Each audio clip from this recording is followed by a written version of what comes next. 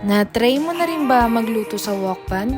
Tara, try natin tong nabili kong wok pan dito sa TikTok shop. So, first is season muna natin tong wok pan ng tissue na may oil. Tapos, i-make sure natin na mainit talaga yung pan bago natin lagyan nun.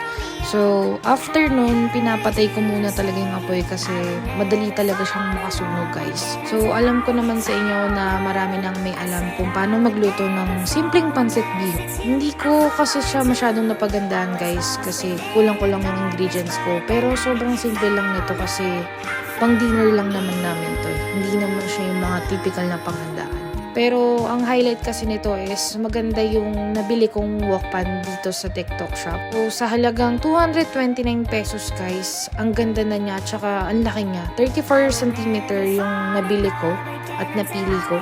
Tapos kung gusto nyo mag-practice mag-plift dito, yung mga aspiring